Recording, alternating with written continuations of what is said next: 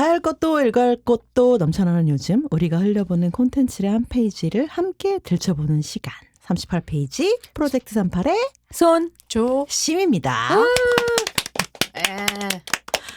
네, 38페이지 파일럿의 최종 별책 부록 연말정산 2부 시작합니다.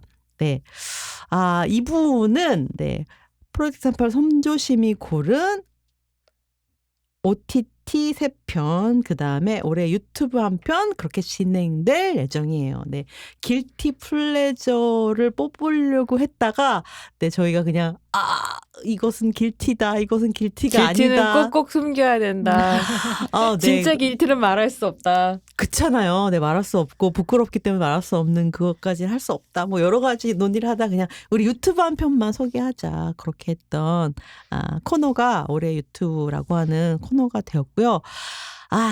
그러면 먼저 드라마 시리즈 탑3 먼저 얘기하고 올해 유튜브 한 편 소개하는 걸로 그렇게 진행해 보도록 할게요. 네, 그럼 도입은 우리 또 조평이 먼저 시작을 한번 해볼까요? 리스트 일단 돌아가면서 얘기하고. 리스트 먼저 말씀드리겠습니다. 그러면 저의 리스트는 넷플릭스의 외교관 시즌2, 그리고 MBC의 이토록 친밀한 배신자, 그리고 역시 넷플릭스의 지옥 시즌2입니다. 네. 그러면 다 요거 하고 유튜브는 또 따로 얘기할까요? 네. 유튜브는 네, 나중에 그럴까요? 얘기하죠. 그러면 제가 올해 고른 3편의 OTT 드라마, OTT와 TV 드라마가 섞여 있는 것 같은데 그냥 드라마 시리즈. 네. 그거는 다 본 시리즈를 중심으로 해서 저는 이제 갖고 와서 얘기를 했는데 아마 여러분들도 정연이 다 좋아하셨을 것 같고 우리도 모두 좋아했기 때문에 네. 우리도 모두라니요? 아닌가요? 네, 아니, 우리 네. 모두. 손평 계속 싫다고 그렇게 얘기했는데. 하지만 이야기 방송하다가 낚인 것 같긴 하던데. 뭐 아름다움이 없지 않았다. 네, TVN에서 12부작으로 했던 정진 연출의 정연이 뽑았고요. 그다음 두 번째는 저는 이제 김가람 연출과 최윤아 작가가 쓴 SBS의 16부작입니다. 네, 굿파트너를 뽑았습니다. 두 번째는. 그리고 세 번째는 올해 가장 인기가 높았던 시리즈인 것 같아요. 네. 아까 검색어에도 굉장히 상위에 있었죠. 네, 장영우와 김희원이 연출한 눈물의 여왕. TVN에서 16부작으로 했던 그 드라마 3편을 뽑았는데 지금 보니까 굉장히 여성 연출가와 그다음 여성 작가들은 여성분들이 많긴 한데 그런 작품들이 저한테는 굉장히 눈에 딱 들었던 것 같아요. 그래서 요 3편으로 그렇게 저는 추려봤습니다. 저는 이거 뽑기 되게 힘들었어요. 제가 진짜로 드라마 시리즈를 안 보는 편이더라고요. 저는 애니메이션을 많이 봐서 살짝 기간이 비껴나가긴 하지만 어쨌든 제가 2023년 12월부터 2024년 11월 사이에 본 작품들로 좀 뽑았는데요. 첫 번째는 플루토. 우라사와 나오키의 명작을 애니메이션으로 옮긴 작품 넷플릭스에서 공개가 됐었는데요. 플루토를 뽑았고 그 다음에 2024년 내내 저의 화두였던 하찮고 시시하게 존버하자라고 하는 이 화두를 가지고 오게 됐었던 장송의 프리랜이 정말 너무 아름다운 시리즈였고요. 그리고 마지막으로는 한국 드라마인데요. 임대원 감독이랑 정고은 감독이 같이 연출을 했었던 LTNS. 네, 이렇게 3편 꼽았습니다. 네. 여러분들 뽑은 것 중에 아마 여러분들도 좋아하고 보신 것도 있을 것 같고 아닌 작품들도 있을 것 같은데 네, 추천이라고 생각하시고 여러분들도 한번 몰두해 보시면 좋을 것 같은데 그러면 조평이 왜 이렇게 3편을 뽑고 가장 힘주고 싶은 시리즈는 뭔지 그 얘기를 들어보면 좋을 것 같은데요. 그래서 사실 저는 올해 좀 드라마 시리즈 뽑기가 어려웠던 것 같아요. 제가 그래도 많이 보는 편인데 사실 이제 영화는 어떻게 보면 약간 직업적으로 보는 부분이 없잖아 이제 있다라고 한다면 그쵸. 이 드라마 시리즈는 일하기 싫고 그럴 때 이제 보는 거고 저는 재미 위주로 보는 거고 그리고 제가 워낙 이렇게 정치 드라마, 스릴러, 이제 뭐 미스터리, 추리물 뭐 이런 뭐 특히 여성 경찰물 뭐 이런 거에 진짜 거의 환장하는 약간 패티시가 있나 싶을 정도로 이제 제가 되게 워낙 좋아하는 진짜 좋아하는 것 같아요. 네, 진짜 좋아해요. 그래서 이제 거의 아마 OTT 구독하는 것들은 거의 이제 다 본다고 해도 과언이 아닌데 좀 약간 별로 이렇게 눈에 띌 만한 게 없었다. 그래서 어쩔 수 없이 마치 영화가 계속 뭐 범죄도시 3, 4를 이어나가는 것처럼 저도 되게 2에 해당하는 것들을 그냥 뽑게 됐어요. 어쩔 수 없이. 그래서 뭐 외교관이라고 하는 원래 이 드라마는 2023년에 시즌 1이 이제 공개가 됐었는데 그때 굉장히 잘 됐고 아마 넷플릭스에서 최근에 가장 잘된 그리고 저는 뭐 작품의 완성도나 뭐 여러모로 되게 잘된 드라마 중에 하나가 맞아요. 순위 높은 드라마 네. 중에 하나일 거예요. 그리고 이제 이게 2024년에 그래서 이제 제작 확정이 돼서 바로 2024년에 올해 시즌 2가 이제 공개가 됐는데 요 드라마는 원래 이제 웨스트윙의 미국 정치 드라마죠. 그래서 웨스트윙의 작가로도 활동했었고 그다음에 홈랜드라고 하는 역시 스파이물이라고 이야기할 수 있는 FBI가 주인공인 홈랜드를 제작했던 데보라 칸이 이걸 이제 제작을 했는데 뭐 워낙 정치 드라마나 이런 특히나 국제 정치와 관련된 이런 드라마를 너무나 이제 잘 해왔던 만큼 이 외교관도 이제 그런 부분에서 굉장히 뛰어나요. 그래서 이 주인공이 이제 누구냐면 미국의 외교관으로 뭐 중동이라든가 이런 식의 어떻게 보면 좀 분쟁 지역에 굉장히 오랫동안 외교관으로 활동해왔던 이제 두 부부가 있는데 이 이제 미국의 영국 대사로. 예, 영국 대사로 그쵸, 이 아내가 이 여자 주인공이 이제 이 사람이 이제 외교관 주인공입니다. 그래서 이 여자가 발령이 나게 돼요. 그래서 사실은 이제 이 남자가 워낙 주목받는 정치계 어떻게 보면 총화 같은 그런 사람이었기 때문에 이 남자가 이제 그러니까 그 발령이 날 걸로 기대했었는데 이 여자가 이제 발령이 나게 되고 이 여자의 왜 거기에 발령을 했냐라고 하면 이 미국의 이제 부통령이 뭔가 폭로의 위기에 휩싸이게 됩니다. 그래서 미국 부통령을 대체할 수밖에 없는 상황이 오게 된 거예요. 이 미국 부통령이 이제 여자이기 때문에 그래서 이제 일종의 테스트 기간으로 영국 대사로 발령을 먼저 이제 보낸 거죠. 그렇죠. 이제 여자 부통령을 하기 위해서 이제 이 여자를 그러니까 테스트베드에 보내는 것처럼 영국 대사를 보냈더라고요. 워낙 이제 이 국제 정치 어떤 위기 속에 모든 세계가 놓여 있잖아요. 미국이 이제 또 경찰처럼 뭐 이렇게 저렇게 뭐 해보려고 하는데 그 밑에 온갖 음모들이 파헤쳐지고 저는 이거 우리의 상황과도 사실 맞물려서 되게 재밌게 볼 수 있을 텐데 이제 브렉시트 이후에 영국이 이제 극우 정치인이 뽑힌 거예요. 그래서 이 극우 세력들이 완전히 막 가세를 하고 거기에 뭐 팟캐스트 하는 사람들 막 옛날 극우 정치인 막 다 붙어가지고 자기네 이제 그 정권을 계속해서 더 잡으려고 왜냐하면 이제 대중들이 너무 싫어하기 때문에 이 총리를 그래서 잡으려고 이 얘기를 또 하네. 우리 이거 합시다. 이거는 진짜 지금 세계 정세를 너무 잘 보여주나요? 왜냐면 나도 좀 봤거든요. 이거는 해도 돼. 우리가 그렇죠. 이거 합시다. 외국 시리즈로. 그래서 이 얘기를 또 하네. 이게 이제 갑자기 근데 그런 와중에 갑자기 이제 영국 군함 굉장히 큰 이제 군함이 공격을 받게 됩니다. 이제 그만해요. 줄거리 너무 많이 얘기했어. 그래서 하여튼 하여튼 이것을 이제 해결하는 이제 과정 뭐 이런 것들이 있는데 배우들의 연기도 너무 좋고 전체적인 미스터리의 그러니까 요즘 어떤 드라마 시리즈의 어떤 각본의 모델로 좀 삼아도 좋을 만큼 잘 썼다. 속도감도 굉장히 좋고 맞아요. 그리고 이게 미국 드라마인데 미국이 아니라 또 런던에서 보여주는 거야. 그래서 그런 매력도 있더라고요. 그 로케이션 매력도 있고 그다음에 이 부부 간의 뭐랄까 권력 관계랑 젠더 이슈랑 이런 것도 골고루 굉장히 잘 섞여 있는 드라마예요. 정치 드라마, 국제 정치 드라마로 되게 재밌는 드라마. 다만 맞아. 미국을 중심으로 해서 미국이 어떤 경찰이라고 국제 경찰이라고 하는 그 지위를 계속해서 너무 당연하게 여기고 있기 때문에 비위가 좀 세야 된다. 그거를 감안하고 볼만한 그런데 비위가 좀 세야 된다. 탈식민 지형에 있는 그런 거 우리로서는 없어요. 그냥 내가 제1세계 국가인가 보다. 거기 시민인가 보다. 라고 그게 뭐 국회 하나 만들어서 봐야 볼만하다. 그렇지 않고서는 음. 약간 힘들다. 라는 얘기 드립니다. 네, 저도 진짜 너무 네 찬성합니다.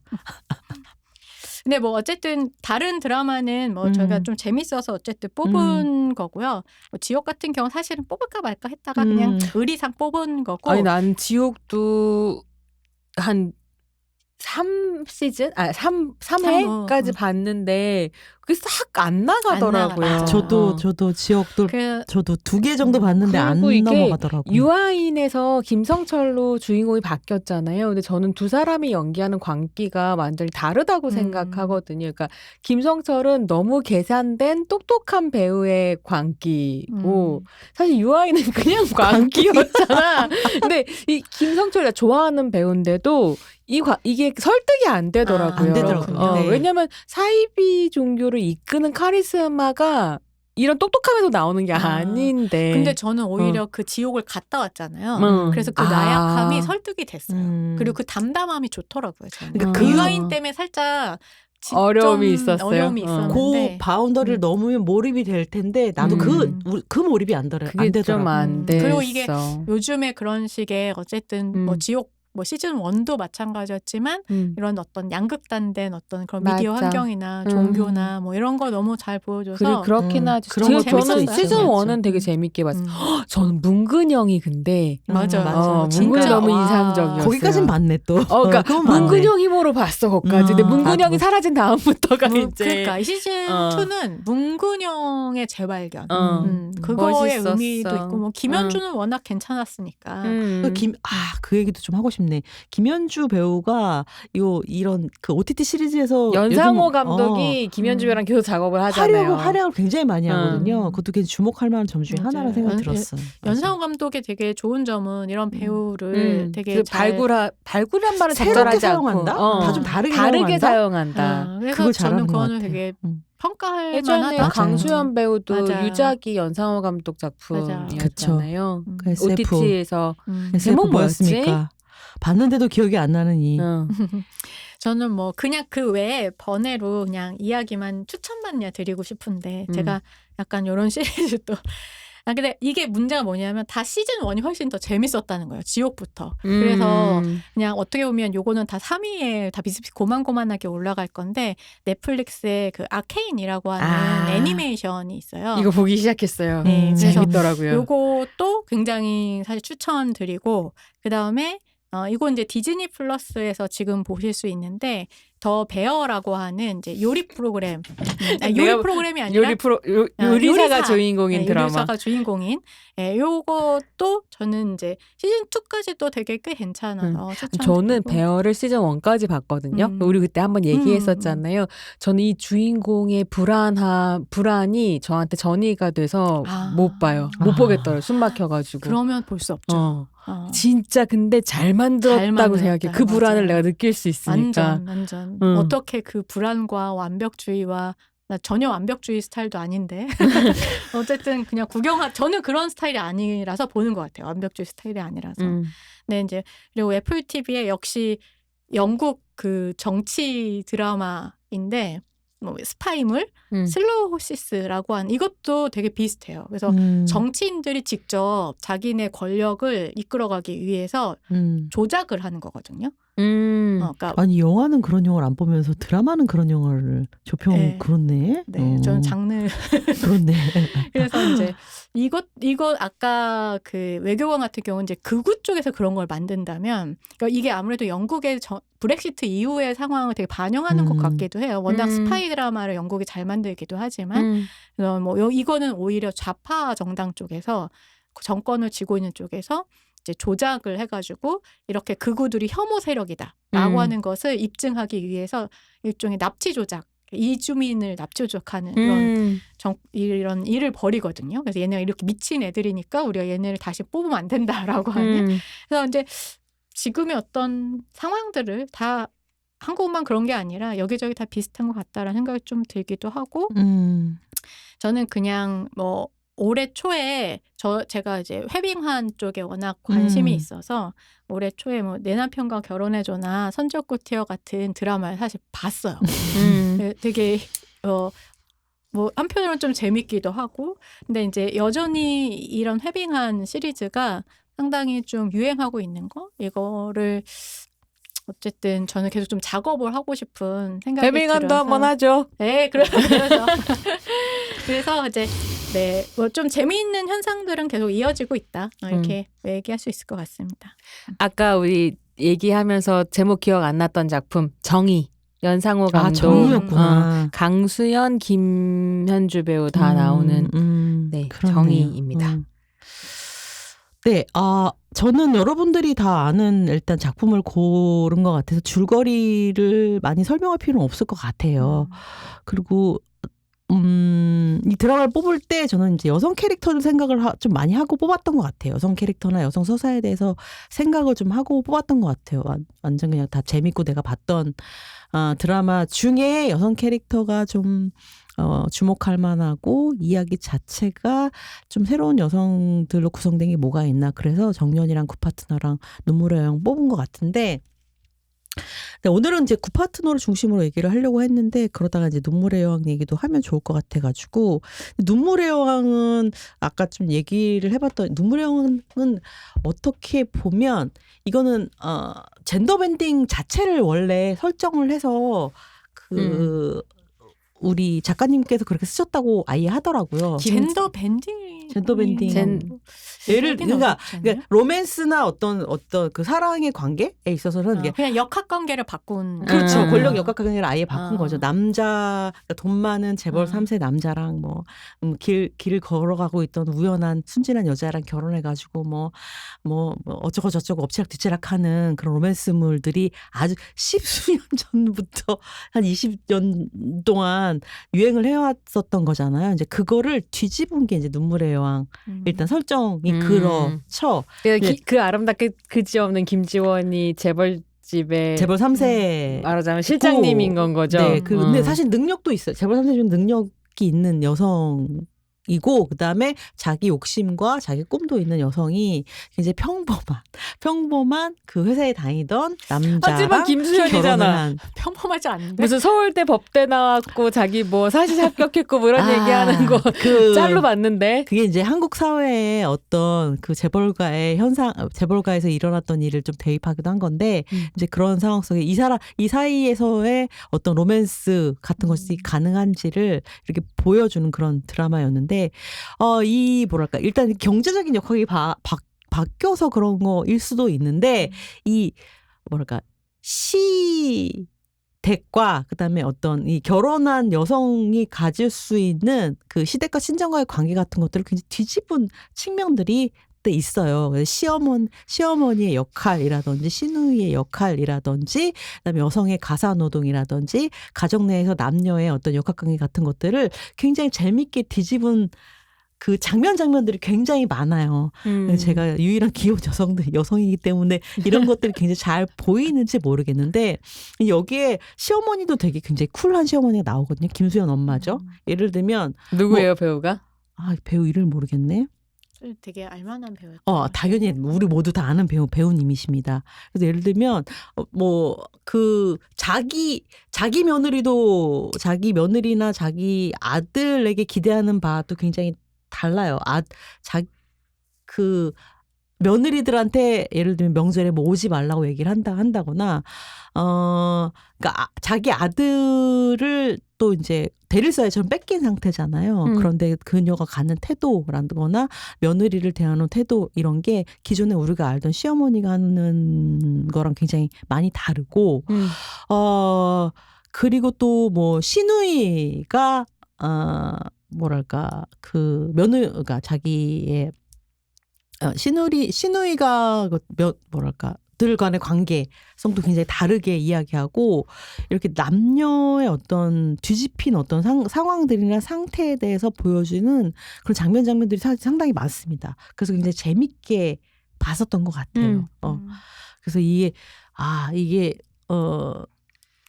어떻게 보면 페미니즘 리부트 그다음에 그 방송 환경이 바뀌고 드라마 작가들과 그다음에 연출자들이 바뀌면서 보여줄 수 있는 여성 서사 기존의 로맨스물이라고 해도 어떻게 이거를 장르적인 관습을 어느 만큼 유지하면서도 뒤집을 수 있는지를 보여준 재밌는 작품이라고 생각이 들었고요. 굿파트너 같은 경우는 요것도 많이 좋아하셨을 것 같은데 뭐 비판받는 지점들도 또 있었지만 요 작품도 여성 작가와 여성 감독이 만든 16부작 드라마고 그리고 아마 우영우의 흐름 속에서도 볼 수 있을 거라고 생각이 법정 들어요. 드라마? 네, 법정 드라마의 흐름 속에서 볼 수 있고 여성 변호사가 다루는 이거 그 중에서도 불륜 사건인 거 네, 아니에요? 결혼과 이혼의 응. 이혼 전문 변호사 이혼 전문 변호사. 응. 들의 이야기이고 그 법 뭐랄까 이 뭐랄까 변호사들 중에 이혼을 전문적으로 하는 회사에서 또 뭐랄까 이 멘토와 멘티의 관계, 그 다음에 또 파트너십, 그 다음에 여성 연대 같은 것들을 그냥 잘 보여주는 버디물이기도 해요. 그리고 실질적으로 모든 걸 다 갖추고 성공한 그 전문직 이혼 변호사가 자기가 이 불륜이라고 하는 걸 직접적으로 맞닥뜨렸을 때 그다음에 이 문제를 어떻게 해결하는 것까지 큰 줄거리로 또 이렇게 갖고 있어서 그런 부분들을 굉장히 잘 다룬 드라마이기도 하다. 그런 측면에서 저는 굉장히 재밌게 봤던 것 같아요. 그래서 저는 3편 모두가 여성 캐릭터나 그다음에 텔레비전 드라마가 여성 서사나 그다음에 방송국 여자들이 많아지면서 생겨나는 변화들을 좀 볼 수 있는 드라마가 요 3편이 아니었나라고 생각하면서 뽑았던 것 같습니다. 저는.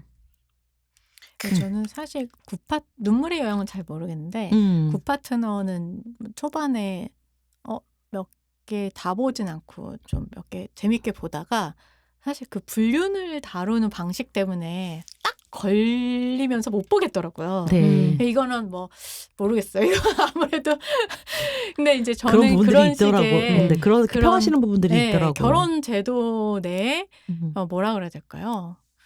그 결혼 제도 내 모든 정실부인 이데올로기 같은 게 있죠. 그쵸. 그걸 가다두려고 하는 그런 어떤 지점들이 시스템 외부에서 벌어지는 일을 다 낙인 찍는 방식이기도 저는 약간 하고. 소화하기가 살짝 힘들다. 그래서 초반에 봤던 한두 편 되게 재밌게 봤던 그 지점들이 너무 좀 힘들긴 했던 것 같아요. 그리고 약간 돌봄에 대한 문제도 굉장히 잘 다루면 사실 재밌었겠다. 왜냐하면 어떻게 보면 이제 그런 역할이 좀 뒤바뀐 거잖아요. 근데 그걸 갑자기 이제 불륜을 주인공 남편이 이제 뭐 어쨌든 돌봄을 좀 주 양육자였는데 주인공 남편이 이제 불륜을 저지르게 되면서 오히려 그 돌봄에 대한 가치가 뭔가 이게 성별을 바꿨을 때 나오는 다른 재미가 있었을 텐데 조금 좀 저는 그런 부분들이 지나치게 좀 단순하거나 아니면 너무 규범적이다. 그러니까 사회가 요구하는 그 중산층 결혼 가정의 이데올로기에 있어서 너무 규범적으로 지키려고 하고 그것을 벗어나면 뭔가 다 안 되는 것. 뭐 이런 식으로 그러니까 좀 하는 게 약간 불편했던 것 같아요. 이게 굉장히 이 드라마의 한계고 명확한 점이 한계이자 또 명확한 쾌락의 지점이기도 한 것 같아요. 어쨌든 법 테두리 내에서 다룰 수밖에 없는 게 있잖아요. 법정물이니까. 법정물이고 그다음에 법을 가지고 잘잘못을 구분을 해야 되고 그리고 그 논리 안에서 또 어떤 여성들에게 유리할 수 있는 지점이라든지 여성들이 해결해야 할 법의 구멍 같은 것 그런 것들을 소개할 수밖에 없기 때문에 법적이고 규범적인 틀을 깰 수는 없었다는 생각도 저도 들긴 들어요. 저는 오히려 케이스는 그런 부분도 다른 것들도 있죠. 다른 것들도 있고 한데 그러니까 주인공의 서사가 좀 문제적이었던 것 같아요. 오히려 케이스보다. 뭔가 나는 이게 그러니까 드라마들도 워낙에 이제 드라마를 많이 보는 편도 아니지만 그게 좀 어려워서 아예 시작을 못했던 것 같기도 한데 저한테 좀 당황스러웠던 건 이 작가님이 변호사 출신이라면서요. 네, 실제 변호사 어. 지금 하죠. 그래서 유퀴즈에 나와서 한 이야기들이 또 이제 숏폼으로 돌아다니는 걸 좀 봤는데 그냥 그러니까 이 작가님뿐만이 아니라 이혼 전문 변호사들이 종종 유퀴즈라든가 토크쇼에 나와서 자기 상담 케이스들의 썰을 푼단 말이에요. 근데 그게 이제 물론 의뢰인들을 정보를 다 보호하고 어떤 식으로든 각색을 해서 이야기를 하겠죠. 근데 한편으로는 자기가 맡은 사건의 케이스들 저렇게 떠벌려도 되는가라는 질문이 늘 들고 그리고 굉장히 상대방을 악마화하는 방식으로 물론 나쁜 사람들이 있으니까 나쁜 사람들 그건 케이스를 남녀를 얘기를 하겠지만 불문하고 그렇게 막 악마화해서 몰아가고 막 이런 케이스까지 있어요 하고 다 같이 경악하고 이런 것들을 볼 때 어떤 어려움 같은 게 전 있는 것 같아요. 뭐 어떻게 내가 문화평론하는 사람으로서 이런 현상을 어떻게 볼 수 있을까. 한편으로는 이혼 스토리가 엄청난 잘 팔리는 컨텐츠가 되는 건데 한쪽에서는 막 연애 프로그램 막 인기 있고 한쪽에서는 이혼에 대한 이야기가 막 불타오르고 다른 한쪽에서는 이혼한 사람들 모아놓고 다시 또 연애를 시키고 막 그리고 또 50 넘은 사람들을 데려다가 또 연애를 시키고 그래서 참 연애 과잉 시대인가 하여튼 그래서 좀 그게 나는 늘 궁금해. 저렇게 썰 풀어도 되나? 변호사 직업 윤리? 변호사니까 법적인 뭔가를 잘 거치고 알고 잘 하겠죠. 알고 하지 않을까요? 네, 그렇죠. 네, 뭐 저 같은 경우는 이제 기혼 여성으로서 무엇을 준비해야 하는가. 아니 왜 이렇게 기혼 여성의 정체성을 근데 강조하죠? 기혼 라고 여성은 하는- 되게 큰 정체성일 거라고 나는 생각하는데 거기에 준비해야 될 게 많아요. 미래에 어떤 일이 벌어질지 모르기 때문에. 또 그게 좀 재밌어요. 우리 사이에서 기혼 여성이 혼자기 때문에 그 기혼 여성의 특수성이라고 하는 그게 게 특수성이 되어서. 의외로 되게 두드러진다. 글쎄 말입니다. 근데 어쨌든 뭐 저는 작가나 연출이나 이런 작가들이 되게 여성들이 많아지고 특히 연출에 많아지는 건 진짜 좋은 것 같아요. 제가 아까 얘기는 하지 않았지만 이토록 친밀한 배신자 같은 경우에도 그렇죠. 네. 여성 이제 그 연출자가 되게 영화적으로 너무 잘 만든 네, 그런 드라마로 저도 이침배도 네, 다 보진 못했지만 저도 진짜 정 각 잡고 봐야겠다는 드라마 중에 하나입니다. 우리 손평 드라마 좀 볼까요? 네, 전문 드라마가 아니고 애니메이션 시리즈 2편하고 그저 드라마 하나를 가지고 왔는데요. 사실 올해 되게 중요한 화두가 장송의 프리랜이었어요. 그래서 이 작품은 여러분들이 꼭 시간이 나시면 보셨으면 좋겠다 싶은 작품이기도 한데요. 일본 애니메이션 원작이죠, 물론. 그리고 이제 일본에서 제작을 해서 한국에서는 OTT가 이제 수입을 해와가지고 공개를 하는 이런 식의 형식으로 열린 건데요. 작품이 되게 재미있는 게 뭐냐면 판타지인데 1편 시즌 1의 1편을 딱 틀면 어떤 아주 뭐랄까요 영웅적인 모험이 끝난 날부터 이야기가 시작이 돼요. 그러니까 보통은 모험을 떠나면서 시작하잖아요. 끝날 날부터 시작이 되는데 용사 힘멜이라고 하는 이제 남성 용사를 중심으로 4명의 사람이 같이 이 시공간을 말하자면 악의 막 구렁텅이로 몰아넣고 있었던 마왕을 퇴치하러 가는 이제 모험을 떠났고 실제로 마왕을 퇴치를 한 거죠. 근데 이 용사 힘멜의 팀에는 그러니까 싸우는 전사로서의 힘멜하고 그다음에 왜 이런 판타지물에 보면 난장이족이 있잖아요. 작은 사람들, 그 사람들 되게 용맹한 용사들이잖아요. 그래서 그 난장이족의 난장이 용사 한 명하고 마법사 한 명하고 그리고 이제 종교인 이렇게 4명이 그 모험을 떠났었던 거예요. 주인공인 프리레는 요정인 마법사예요. 그 혼자 막 천년만년 사는 사람인데 나머지 종교인이랑 힘멜은 사람이었고 이 사람들은 한 7, 80년 살고 죽은 거고 그다음에 난장이족은 또 오래 사니까요. 이렇게 해서 요 4명이 모험을 끝낸 날부터 이야기가 시작이 돼요. 근데 프리렐은 모험을 끝낸 날부터 프리렐은 요정이기 때문에 아무리 시간이 지나도 모습이 그대로인 거죠. 한 50년쯤 흐른 후에 자기랑 너무 좋은 친구였었던 용사 힘멜을 만나러 갔는데 이 사람이 너무 노인이 된 거예요. 결국 힘멜은 세상을 떠나요. 그리고 그가 좋아했었던 종교인도 세상을 떠나고 뭐 이런 상황인 거죠. 그래서 근데 생각을 해보니까 이 프리렌이라고 하는 요정은 완전 T거든요. 극 T여서 감정이나 이런 걸 잘 이해를 못해. 자기가 인간들과 되게 중요한 모험을 했고 이 세계를 구하기도 했는데 인간을 제대로 이해하지 못했었던 것 같다라는 생각을 하면서 다시 인간들을 이해하기 위한 모험을 떠나기 시작하거든요.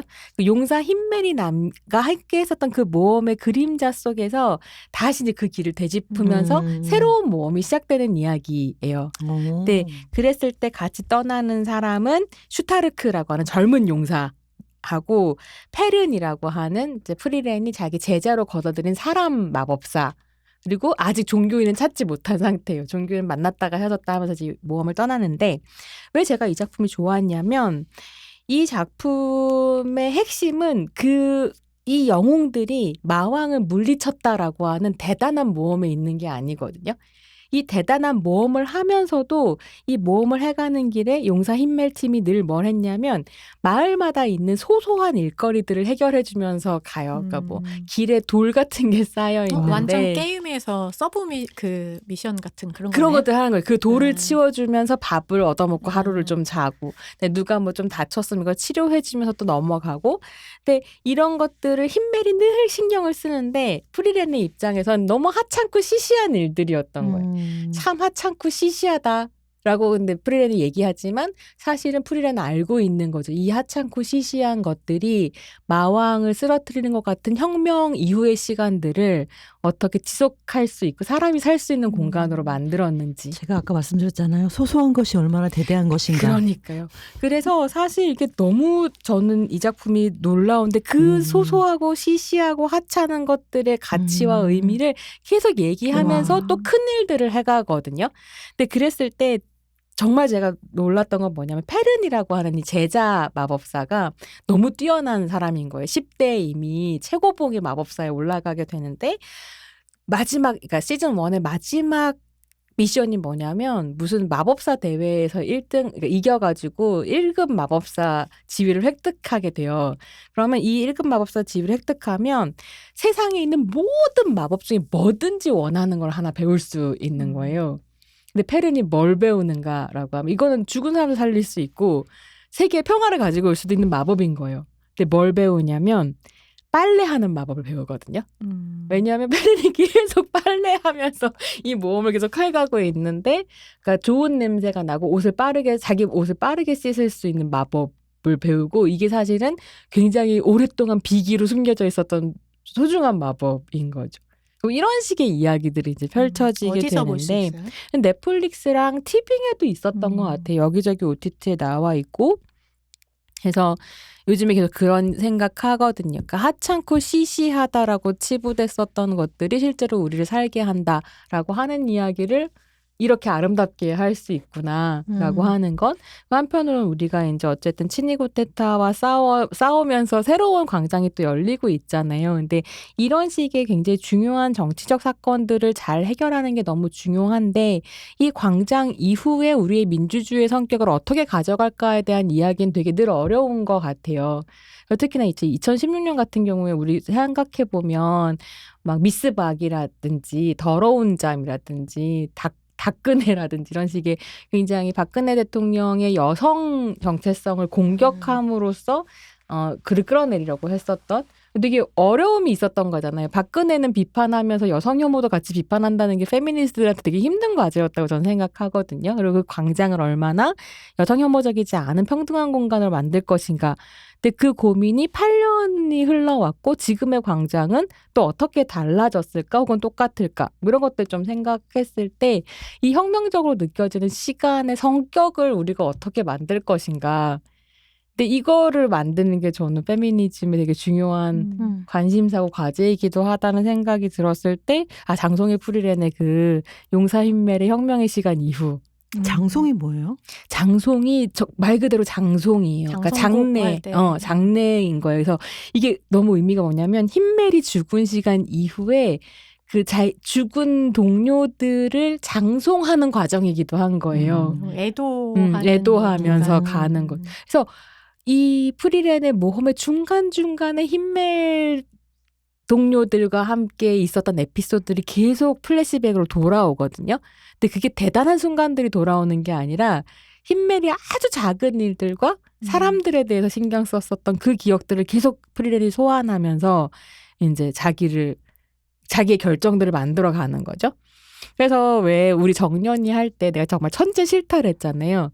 프리렌 천재거든요. 마법의 천재예요. 근데 프리렌은 정년이와 달리 이 시간 속에서 쌓이는 것을 끌어안은 천재인 거죠. 정년이가 그랬던 뭐래.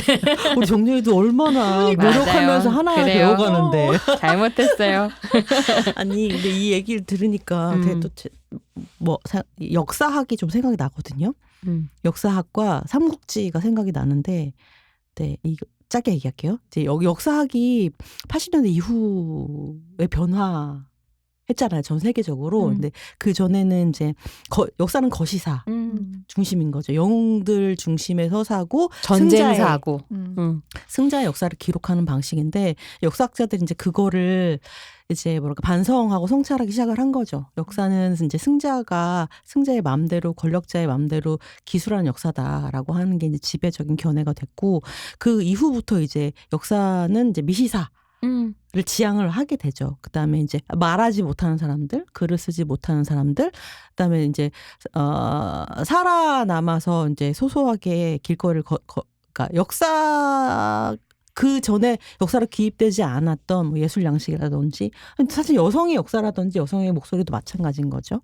그다음에 지금 광장에서도 뭐 광장에는 여성도 있고 성소수자들도 있고 그다음에 어린 아이들도 있고 다양한 아이들이 있다라고 얘기를 하는 맥락과도 이제 맞을 텐데, 역사가 미시사에 관심을 가진 것처럼 이 지금 장송의 프리렌이라고 하는 작품을 생각해 보면, 그러니까 그 히스토리 이후에 얘기를 하고 있는 거잖아요. 보지도 않고 그렇게 뻔뻔스럽게 얘기도 되는지 모르겠지만 그런 거잖아요. 그리고 일본 애니메이션의 전통이라고 하는 것은 사실은 다 삼국지적인 전통이거든요. 다 삼국지예요. 다 삼국지입니다. 그래서 뭐 삼국지가 걔 누구니? 조조, 유비, 관우.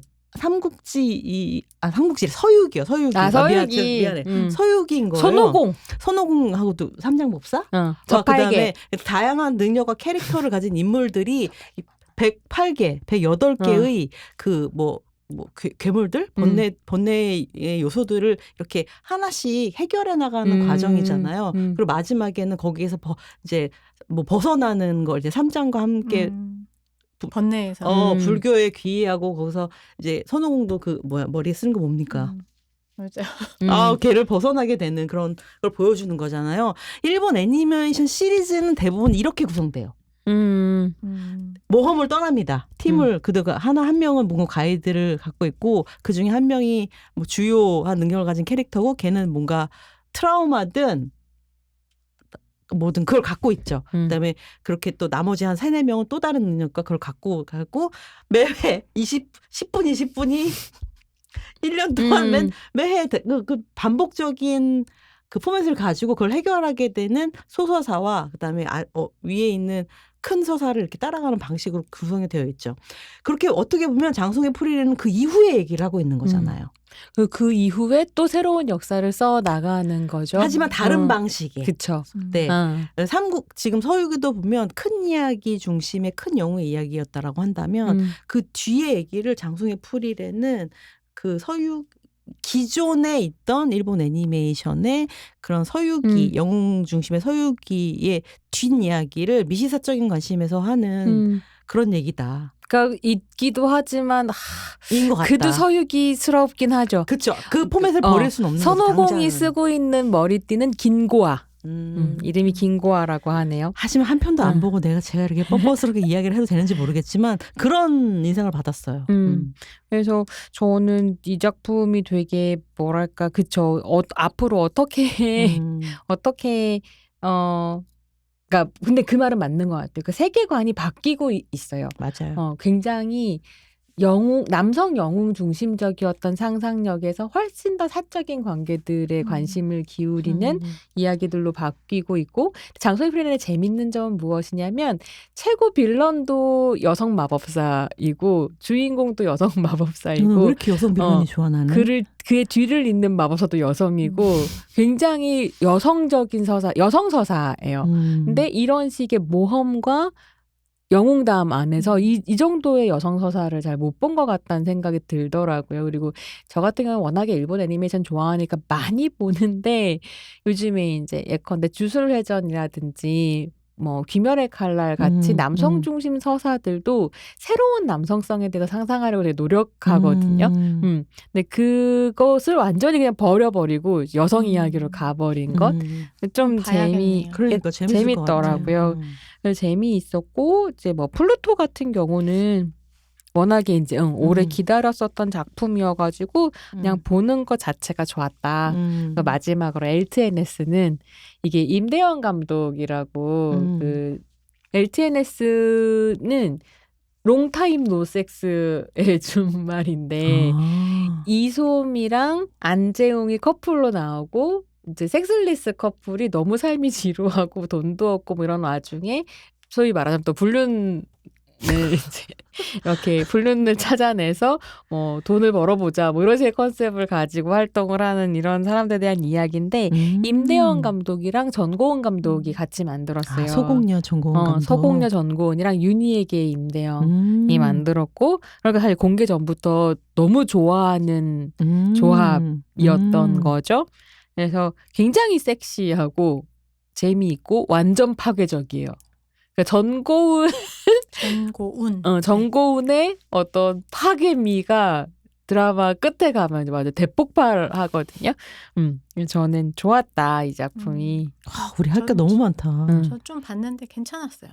근데 앞부분보다 마지막 그러니까 뭐랑 비슷하냐면 비프하고 비슷해요.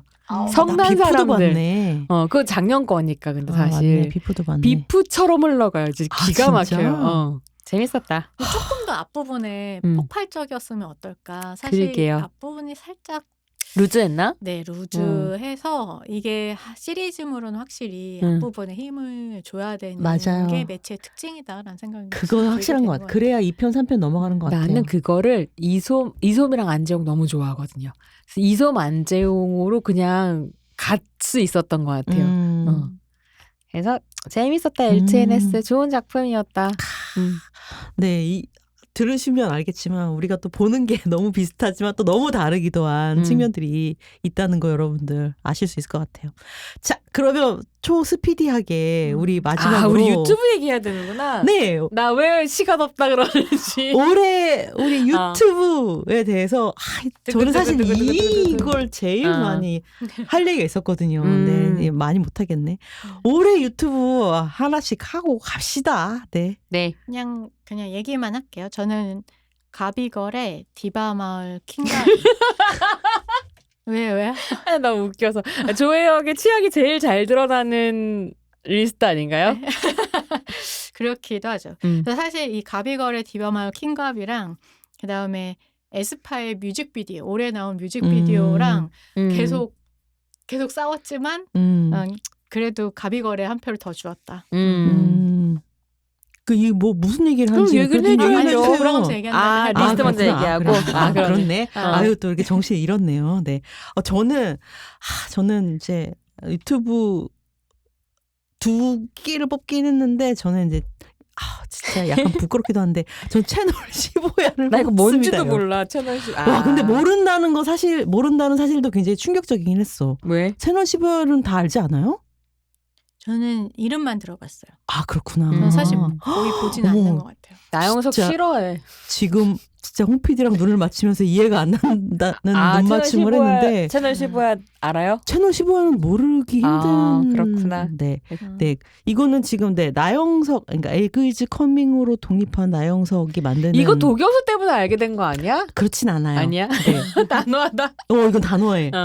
이건 좀 너무한데? 네. 채널 15야는 이제 채널 나나나로 시작했다가 그다음에 에그이즈 커밍으로 나오면서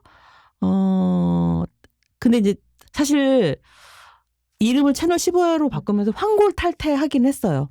그래서 채널 15야가 됐는데 이거는 사실 저는 지구오락실 때문에 보기 시작한 거예요. 지구오락실. 네, 지락실 때문에. 그건 들어봤어. 네, 그거 들어봤다. 어머, 너무 충격이. 어쨌든 그 때문에 보기 시작했고요. 사실 나영석이라고 한 PD를 좀 그 다음부터 좀 주목하기 시작했는데, 네, 그 얘기는 좀 이따 할까요? 그거랑 네, 아니야 쭉 할까요 그냥?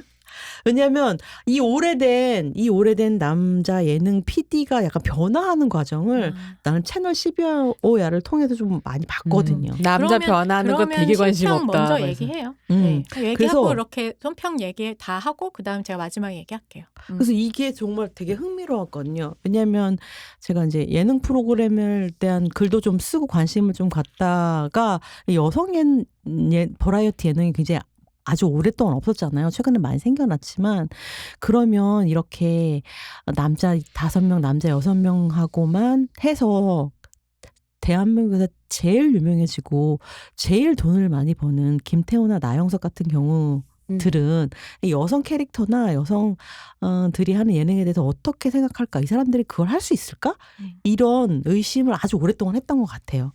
근데 네, 제가 생각하기에는 김태호보다는 나영석이 훨씬 더 잘 빨리 정착했다라고 하는 거죠. 그걸 이제 지구오락실을 통해서 확인을 했다는 거죠. 네, 이렇게 4명의 MG와 젠지를 섞어놓은 그런 그 여성들을 가지고 기획을 하면서 여성 예능 버라이어티에 어떻게 보면 사실은 그 신서유기의 여성 버전이기도 하기는 한데 하지만 신서유기는 이제 더 이상 만들지 않고 있고. 신서유기는 뭐예요? 오 마이 갓. 신서유기는 알아야 되는 거 아니에요? 어떡하죠? 어디서도 얘기해야 될지 모르겠네. 여러분 너무 놀랍지 이렇게 않습니까? 다 버블에 살고 있는 아, 거예요. 그런 거죠. 보니까 모든 드라마를 보면서 예능을 전혀 안 보고 있었네. 그렇네. 난 모든 예능을 거의 다 보거든. 저 예능을 그렇게 많이 보진 예능을 그렇다고. 보진 않는 것 같아요. 예능을 많이 보진 않은. 난 그럴 예능도 안 보고 드라마도 안 보고 뭘 보는지 좀 짤을 이따 보나요? 뭘 보는지 좀 이따 말씀드릴게요. 그래서 이 나영석이 그러니까 이 젊은 여성들과 커뮤니케이션 해나가면서 약간 어떤 자기의 여성성이요? 여성성이 드러나요 조금씩. 여성성 징그러운데. 감성이 좀 드러나는데 그렇게 변화하는 중년 게 남자에 대한 역치가 높은 것 같아. 그럴 수도 있어요. 중년 남성과 살기 우리보다 때문에. 나을 수 있지. 중년 남성과 살기 아니, 때문에 우리 그럴 또래 수도 아니에요? 있어요. 맞아. 우리보다 어려. 아 그래요? 나영석이 우리보다 어려? 거의 동갑인가 그런 것 같아. 7,5인가 7. 네, 나이 얘기하지 네. 말고. 하여간 우리보다 좀 비슷하거나 어린 그런. 그래서 그걸 보는 게 되게 흥미로웠던 것 같아. 나는 이 채널 15야라고 하는 채널을 통해서 특히 지구오락실 같은 경우는 다들 모르시죠? 근데 어쨌든 알겠지만 뭔지는 알아. 오히려 지구 오락실은 왜냐면 짤로 본 적 있어요. 지구 오락실의 제 5회 멤버가 나영석이라고 할 수 있거든. 그럼 맨날 그렇잖아. 그렇긴 한데 그게 좀 별로지. 근데 좀 나르시시즘적이야. 이 여자 4명하고 커뮤니케이션 하면서 변화하는 게 굉장히 흥미로웠다 그래요? 나는. 그래서 요게 변화는 나영석을 좋죠, 그래서 채널 15야 진짜 영혼 없어. 와 변화는 좋죠. 를 꼽은 거고 그리고 이것과 또 이제 또 사실은 차지뿔도 뽑고 싶었으나 뽑을 수 없었고 차지뿔도 모르죠 여러분? 차린 건 쥐뿔도 없지만이라고 하는 이영 씨가 하는 토크 프로그램입니다. 그건 봐요. 가끔 봐요. 그거 보시는군요. 가끔. 사실 그걸 뽑을까 이걸 뽑을까 했지만 이게 또 나한테는 이 변화하는 50대 남성의 남성성이 또 흥미로워서 이걸 갖고 왔고요. 그리고 또 오늘 길게 얘기는 하진 않겠지만 원지의 하루라고 하는 지구마블 세계여행 시즌 1에서 우승을 했던 이원지의 여행 유튜브. 요것도 제가 지속적으로 보고 있는 유튜브 중에 하나이기는 합니다. 좀 많아지긴 했지만 그래도 여자 혼자 여행을 하는 유튜버들이 그래도 그 중에서는 굉장히 제가 주목하고 있는 유튜버이기도 하고 그래서 이제 요것도 여러분들하고 공유하고 싶은 유튜버 중에 하나였다. 네, 저는 거기까지. 저는 드라마도 안 보고 예능도 안 보면 뭘 보는가 하면 시사 프로그램을 봅니다. 시사 프로그램도 많이 보거든요. 차마 하긴 얘기할 수 없었던 것 중에 그러네요. 하나가 우리가 팟캐스트 뽑진 않았는데 네, 그거 뽑으면 또 할 말이 그 많긴 하죠. 팟캐스트 이게 시작하면 싸움이 붙기 때문에. 애니웨이 손평 갑시다. 그래서 저는 모르겠어요. 사실은 유튜브에서 제일 많이 보는 컨텐츠는 사실 타로 컨텐츠를 많이 봤어요. 올해는 타로를 새로 공부를 시작해서 타로 공부를 하기 위해서 이런저런 타로 선생님들의 컨텐츠를 많이 봤는데 그거 소개하기에 별로 이렇게 되게 재밌는 것 같지는 않아가지고 요즘에 좀 자주 보는, 그러니까 시사 프로그램 보기 시작하면 다 매번 레귤러하게 보는 거니까 좀 주목하고 있는 채널은 김준우의 야망이라는 채널입니다. 야 망했단가 뭐 이거 정말인데 정의당 망한 그런 거요? 그냥 한국 정치 망했다 뭐 이런 느낌에 더 가까운 것 같아요. 죄송합니다. 네, 특별 그렇게 막 말하시면 안 되고요. 근데 어쨌든 이제 김준우라는 사람이 변호사인데 정의당의 당 대표를 했었죠. 그리고 이제 김민아 시사평론가를 불러서 둘이 앉아가지고 이제 시사 얘기를 일주일에 한 번씩 하는 거예요. 근데 이게 왜 제가 김준우의 야망을 보기 시작했냐면 김수민을 좋아해요. 시사평론가들 중에. 그래서 김민아를 좋아하더라고요. 브리핑도 되고 평론도 되는 사람인데 브리핑이 된다고요? 뉴스 브리핑이 돼요. 두 사람 다 뉴스 브리핑 오래 했던 사람들이고 김수민 같은 경우는 어쨌거나 녹색당으로 지역에서 정치를 했었던 사람이기 때문에 뭐 그런 거에 대한 이해도 있고 좀 재미있는 부분들이 있어요. 그리고 김민아 같은 경우는 어쨌거나 매일 아침에 뉴스 신문을 다 읽는 사람이에요. 그래서 이 사람이 했었던 것 중에 스픽스라는 채널에 나와서 정치평론가의 그런 건 많이 얘기 안 해도 좋지 않을까요? 네. 어쨌든 근데 전 이게 중요한 퀄리티라고 생각해서 얘기하는 건데 그러니까 신문을 다 읽고 평론하는 사람은 없어요. 사실 많지 않아요. 그래서 김민아가 스픽스 할 때 스픽스의 아침에 그러니까 신문을 훑는 걸 듣고 그대로 받아서 이야기하는 평론가들이 꽤 있었다고 저는 느껴요. 왜냐면 워딩이나 이런 것들이 김민아 워딩으로 그대로 다른 사람들 입에서 나오는 것들도 있고 이런 상황이었기 때문에 그런 이유에서 내가 김민아를 신뢰한다라는 이야기를 하고 싶었고 근데 그 사람이 되게 많이 나왔었는데 문제인데 여기저기 라디오 방송국에 근데 이제 윤석열 정부로 넘어가면서 거의 뭐 숙청이 있었다고 저는 생각하거든요. KBS는 완전히 뭐 침탈 상황이었고 그러니까 프로그램 다 잘린 거야. 김민아 나오는 걸 별로 들을 데가 없었어요. 있어요. 근데 김준우의 야망에서 하고 시사인에 일주일에 한 번씩 나오고 근데 내가 그래서 정치 왜 그래 거기 나오고 그다음에 우리 그것은 알기 싫다에도 한 번씩 나오죠. 그것을 알기 싫다는 많이 나오진 않잖아요. 근데 어쨌든 그래서 뉴스 브리핑을 하면서 이제 평론을 하는 것으로는 야망을 본다. 김민아가 하는 얘기를 듣고 싶어서. 근데 그런 이유 중에 하나는 무엇이냐면 또 이 사람이 운동권에 있었던 사람이어서 진짜 다른 프로그램에서 정의당도 안 다루거든요. 정의당보다 더 왼쪽에 있는 당들은 말할 것도 없죠. 그냥 민주당에서 끝나는 민주당 국힘의힘 둘 붙여놓고 뭐 싸움 붙이고 뭐 이런 게 다잖아요. 근데 이제 이 프로그램에서는 훨씬 더 김민아가 왜냐면 김준우가 같이 받쳐줄 수 있기 때문에 질문을 그런 것들을 하니까. 근데 사실 시사인 TV나 한겨레 TV도 보는데 저는 그런 것들은 있어요. 시사인이나 한겨레가 진행자를 여성 기자들을 내세우면서 여전히 패널이 너무 남성 중심적이다. 근데 진보 언론까지 저렇게 해야 되나? 물론 시사인은 다른 포맷을 시도했었죠. 장혜영이나 장희로 이런 사람들이 나와서 진행을 하기도 하고 얘기를 하기도 했었지만 왜 그런 것들이 시사판에서 잘 안 먹힐까? 여성들은 완전히 민주당 같은 데 붙어서 그 사람들이 안 하는 여성 혐오적인 발언을 대변해 줄 때만 왜 마이크가 가고 인기를 얻는가? 뭐 이런 식의 질문 같은 건 있어요. 그런 여성 정치인이나 아니면 그런 저널리스트 중에 이제 레귤러하게 패널로 나오는 여성은 없어요? 변호사들 중에 이제 몇 명 있고 그다음에 이제 정치인 그러니까 장혜영 같은 경우는 말도 너무 잘하잖아요. 국회의원 했다가 지금은 뭐 이렇게 끈 떨어졌을 때 나왔다가 다시 국회의원이 되는 그런 사람들이 좀 정치를 했었던 사람들이 좀 있고 장윤선 그러니까 그렇게 해서 기자 출신이면서 정치평론가로 가장 많은 마이크를 가지고 있으면서 영향력이 있는 건 장윤선 기자 정도인 것 같아요. 프로그램도 했었던 것 같은데. 자기 프로그램도 유튜브에서 했었고 굉장히 많이 나오죠.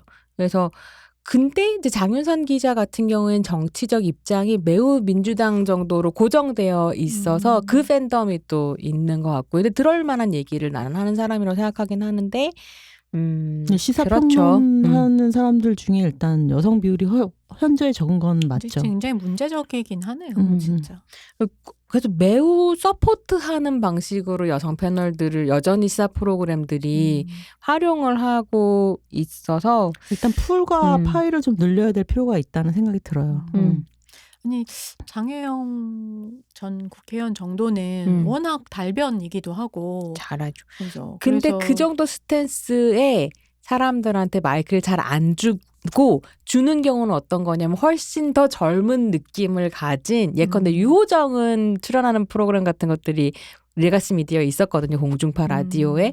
그러니까 유호정, 용혜인 이런 식으로 묶어서 청년 정치인 김재석 뭐 이렇게 묶는 이런 식이었던 거지. 오히려 장혜영 같은 아주 유려한 퍼포먼스한테는 또 이상하게 마이크가 잘 안 가거나 모르죠. 그가 안 받았을 수도 있고요. 그건 정확하게 알 수 없죠.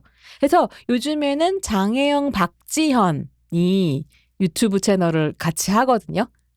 그거 하고 그다음에 서대문 라디오에서 새로 시작한 페미묻다 같은 이제 채널들도 같이 보시면 괜찮다. 여튼 요즘 제가 보는 건 김준우의 야망이다. 네. 이 시사 프로그램 유튜브에 대해서는 사실은 너무 많이 보기 때문에 사실 나는 꼽을 수도 없을 지경이긴 했는데, 네.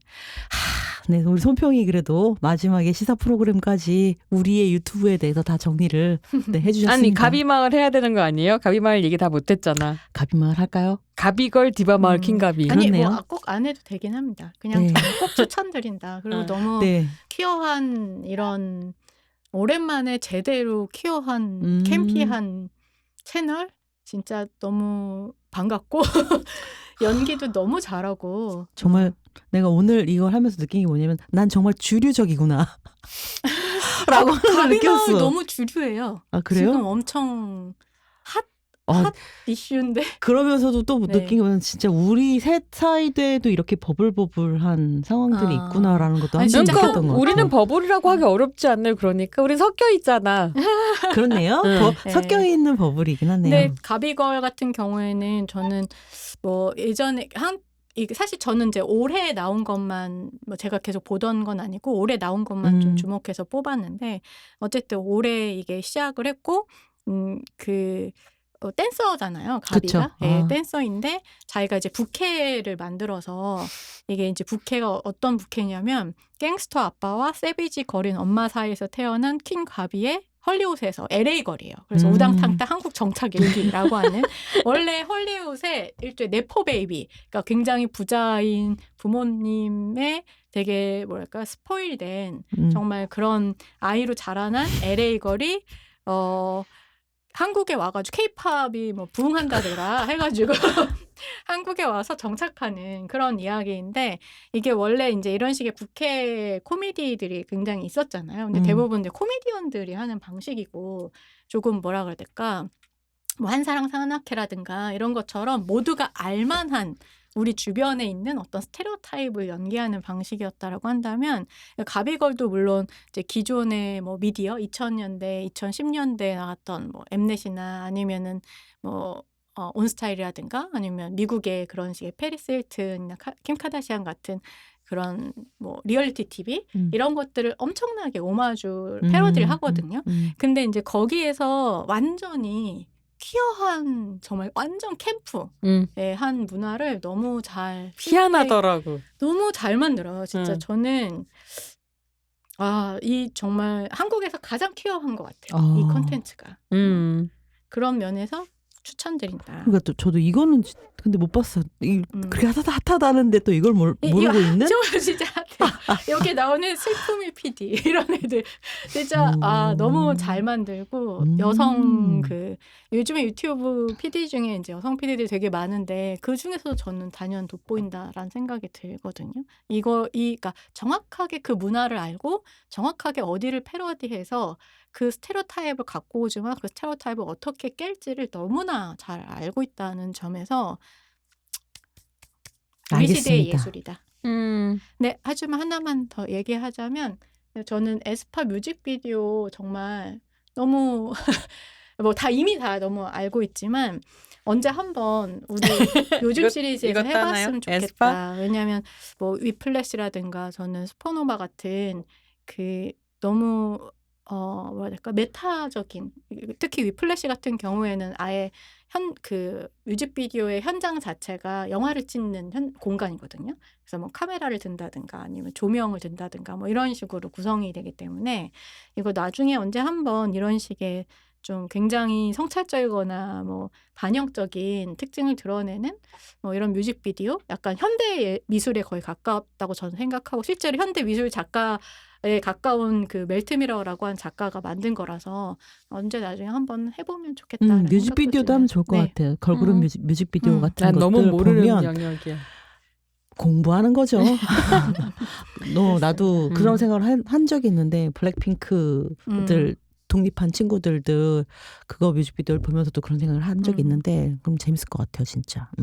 이렇게 우리가 연말정산을 하면서 오히려 2025년에 계획을 세운 것은 아닌가 이런 생각이 좀 드는데 좀 마무리를 좀 해볼까요? 어쨌든 우리를 울고 웃게 했던 이런 콘텐츠들에 대해서 얘기를 했는데 그 외에도 사실은 우리 주변을 둘러쌌던 그런 영화계나 그다음에 콘텐츠 환경에 대해서 주목할 만한 이슈들도 좀 많이 있었던 것 같아요. 이걸 우리가 다 얘기할 수는 없지만 그냥 뭐 키워드들이라도 얘기를 해서 좀 공유를 해보려고 합니다. 두 분 혹시 어떤 게 있었는지. 뭐 그냥 저는 잠깐 뭐 우려를 말씀드리면 뭐 어쨌든 한국 영화가 굉장히 축소되고 있고 그래서 물론 좋은 영화들이 이제 독립 영화에서 꾸준히 나오고 있는 것 같긴 하지만 예전처럼 큰 조명을 못 받고 조금 더 이렇게 더 좋은 영화, 더 완성도 있는 영화 이런 영화들이 좀 코로나 이전처럼 특히 뭐 페미니즘 관점이라든가 이런 것들도 미학적인 부분까지 이야기할 수 있는 그런 영화들이 좀 더 나왔으면 좋겠다라고 하는데 그렇잖아도 산업도 극장이 워낙 안 되니까 이제 산업도 너무나 상업 영화나 이런 것들도 안 좋은 가운데 제가 알기로는 얼마 전에 이 비상계엄 이 시국 기간에 그 법안 처리를 이제 하게 되면서 영화발전기금 관련한 이제 그 법 개정이 있었어요. 근데 이제 여기에 원래 우리가 영화관에 이제 극장에 가면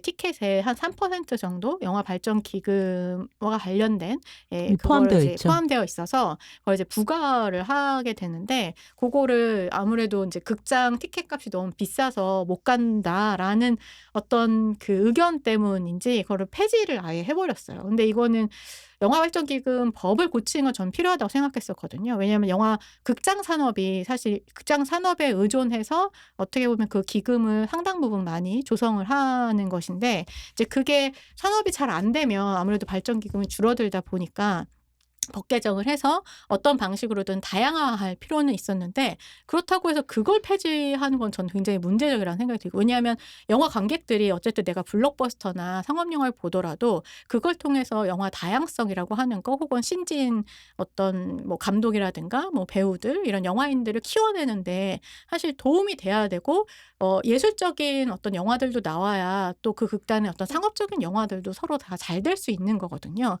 근데 이제 이 관객들이 그러니까 내가 뭐 의도해서 하는 건 아니지만 관객들이 기여할 수 있는 어떤 부분 이런 것들을 너무 저는 오히려 앗아가 버린 케이스다라는 생각이 들고 이거는 이제 뭐 분명히 뭐 정부의 어떤 예산이라든가 이런 약속이 있었기 때문에 어쨌든 폐지를 하게 된 것이고 정부 예산이 필요했던 것도 맞지만 이게 너무 또 정부 기금을 다양화하는 것이 아니라 그 영화 발전 기금 자체를 뭐 이런 티켓에서도 가져오고 그리고 이제 뭐 상업 영화에서 많이 가져오게 되는 거죠. 아무래도 가져오고 그다음에 또 정부 예산도 투여하고 아니면 OTT에 부과를 네, 하기도 하고. OTT에도 부과하고 지금 이제 프랑스 같은 경우에 OTT에 부과하고 있거든요. 근데 우리는 지금 안 하고 있잖아요.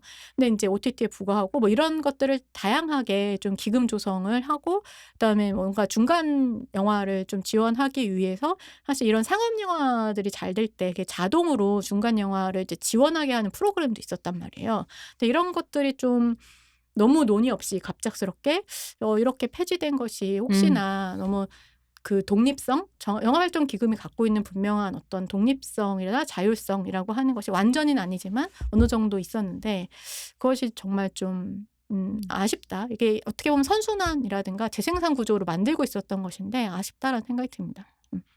네, 제가 뭐 주워 들은 걸로는 어쨌든 영화 발전 기금과 관련을 해서 다시 법안을 추진하려고 하는 움직임들이 있고 또 그렇다고 뭐 똑같은 걸 또다시 부활시키는 방법보다는 훨씬 더 좀 지금 말했던 한계점들이나 아니면 확장해야 될 부분들을 이렇게 조금 논의를 조금 시간을 가지고 해서 재발의해가지고 법안을 마련한다라고 하는 이야기는 좀 들었습니다. 네, 이제 그럴 때 관객 그러니까 저희 팟캐스트 들으시는 분들이나 뭐 영화나 이런 연상 문화에 혹은 심지어 OTT 드라마 시리즈라도 이 같이 다 잘 돼야 되는 거거든요, 결국은. 그래서 이제 이런 거 들으시는 분들이 의견을 정책은 나와 별개의 것이라고 생각하지 말고 이게 사실 다 전 돌봄의 영역이라고 생각해요. 그래서 정책이라고 하는 걸 돌봄의 좀 관점에서 봐야 된다는 생각도 있어서 뭐 좀 의견 내고 관심 가져주면 좋겠다라는 생각도 듭니다. 네, 며칠 전에 청룡 영화상 아마 텔레비전에서 보신 분들도 굉장히 많을 텐데 아마 후보 올라가는 거 보고 좀 뭐야? 저 영화 또 올라왔어? 저 영화 또 올라왔어? 이렇게 생각하셨던 분들 많으셨을 것 같아요. 그 이유는 뭐냐면 그만큼 올해 한국 영화 제작대에서 없어. 관객들이 그러니까 스킨십해서 극장에 가서 볼 수 있는 정도로 다가간 영화가 그만큼 그렇게 적었다는 뜻이기도 하거든요. 그런 거 생각해 보시면 이 영화 발전 기금이 없어지게 된 이유라든지 그다음에 극장이 점점 사라지는 문제, 극장이 점점 더 가지 않는 문제 이런 것들에 대해서 K 콘텐츠가 지금 엄청나게 주목받고 있고 가비의 설정에서 나온 것처럼 미국의 어떤 아이가 헐리우드의 어떤 아이가 K 콘텐츠에 반해서 한국에 오는 설정이 가능해진 상황이긴 하지만 실제 K 콘텐츠는 사실 살아가기 너무 힘든 그런 조건에 봉착했다는 아이러니도 있다라고 하는 걸 좀 여러분들이 인식하시면 어떨까라는 생각을 좀 해봅니다. 그렇게 마무리를 할까요? 네. 네. 제가 파일럿 시리즈 전체를 좀 마무리하는 멘트를 좀 준비를 했습니다. 이 각각 파일럿을 떠나보내는 소회들이 있을 것 같은데 그거는 너무 시간이 없으니까 생략하기로 하고요. 네. 지금 현재 오늘 기점에 저희가 뭐 이걸 알려드리는 게 여러분들한테 좋은 건지 모르겠지만 기록하는 의미에서 저희가 지금 팟빵에는 한 195명 정도 구독자, 아이튠즈에는 100명, 그다음 유튜브는 한 175명 정도의 구독자를 갖고 있고 이 세 개의 루트를 통해서 여러분들이 38페이지에 접속할 수 있습니다. 그러니까 여러분들 구독, 좋아요, 알림 설정 해주시기를 바라고요. 적극적으로 영업도 부탁드립니다, 여러분. 그리고 또 좀, 사실 38페이지는, 손조심의 38페이지라고 말씀드렸지만, 손조심 플러스 홍이었답니다, 사실은. 손조심을 굉장히 조련하는 이 PD 홍아룡이 없었다고 한다면, 우리가 이 정도의 퀄리티를 마련하기는 어려웠을 거다라고 저는 그렇게 생각해요. 그래서 거의 혼자 전방위로 날고기는, 우리 홍 PD한테 너무 감사하고, 요번 시리즈로 홍 PD와는 작별을 해야 한답니다, 여러분. 홍 PD 안녕. 홍 PD 유학 간대요, 여러분. 어쨌든 3개월 동안 우리 38페이지 열어봐 주셔서 너무 감사드리고 새로운 기획하고 알찬 콘텐츠를 준비해서 2025년이 시작되면 너무 늦지 않게 돌아오도록 하겠습니다. 그리고 손조심의 프로젝트 38의 활동도 많이 기대를 해주시기 바랍니다. 그럼 여러분 잠깐 동안 안녕. 안녕.